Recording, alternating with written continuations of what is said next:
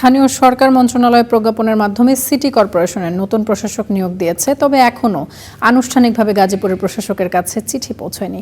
এ নিয়ে জানতে Gazipur city corporation থেকে যুক্ত হচ্ছি হুসাইন আলী বাবুর সঙ্গে। বাবু, কবে থেকে কাজ শুরু করবেন নতুন প্রশাসক, কিছু জানতে পেরেছেন কিনা? আমার না গতকাল স্থানীয় সরকার মন্ত্রণালয় থেকে যে প্রজ্ঞাপন দেওয়া হয়েছে সেই প্রজ্ঞাপনের পর আসলে গাজীপুর সিটি কর্পোরেশনে গাজীপুর মহানগর যে বিএনপির সভাপতি রয়েছেন শওকত হোসেন সরকার, তিনি কিন্তু আসলে গাজীপুর সিটি কর্পোরেশনের প্রশাসকের দায়িত্ব পেয়েছেন।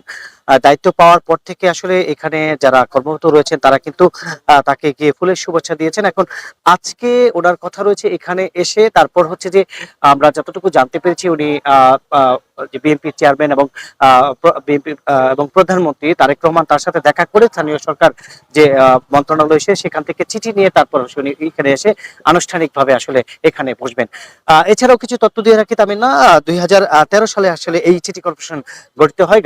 সারা বাংলাদেশের মধ্যে সবচেয়ে বড় সিটি কর্পোরেশন হচ্ছে গাজীপুর সিটি কর্পোরেশন। এখানে প্রায় 40 লাখের উপরে মানুষ বসবাস করেন।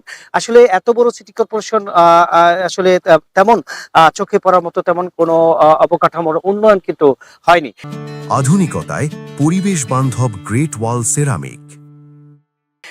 এই যে সিটি কর্পোরেশনে 2013 সালে যে নির্বাচন হয়েছিল সেই নির্বাচনে আসলে অধ্যাপক মান্নান কিন্তু নির্বাচিত হয়ে এটার দায়িত্ব নিয়েছেন 2018 সাল পর্যন্ত। এর মধ্যেই কিন্তু আসলে উনি বিভিন্ন বিএনপির রাজনৈতিক কারণে মামলা খেয়ে আসলে সেখানে দায়িত্ব পালন করেছিলেন ভারপ্রাপ্ত হিসেবে আসাদুর রহমান কিরণ।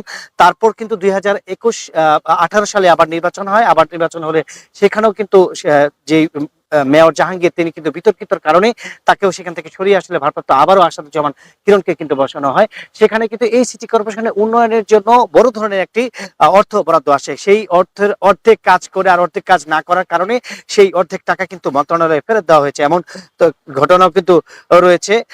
এই যে এত কিছু পরে আসলে এই যে সিটি কর্পোরেশনে আসলে মানুষের যে নাগরিক উন্নয়ন সেই উন্নয়ন কিন্তু আসলে তেমন হয়নি।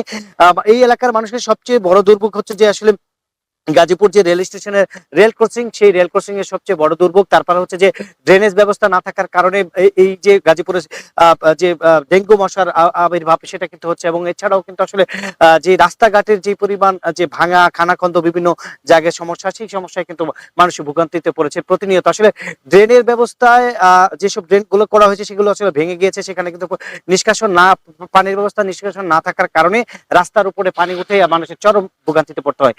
এই ছিল আমার কাছে গাজীপুরের যে প্রশাসক নিয়োগ দেওয়ার সেই বিষয়ে। এবং তিনি কিন্তু আগামীকাল আমরা যত জানতে পেরেছি আনুষ্ঠানিকভাবে আসলে সিটি কর্পোরেশনের ওনার দায়িত্বে বুঝে নেবেন। তামান্না হোসেন, গাজীপুরবাসীর এই দুর্ভোগ কেটে যাবে সেই আশাবাদ ব্যক্ত করছে। আপনাকে অসংখ্য ধন্যবাদ আমাদের সঙ্গে যুক্ত হওয়ার জন্য।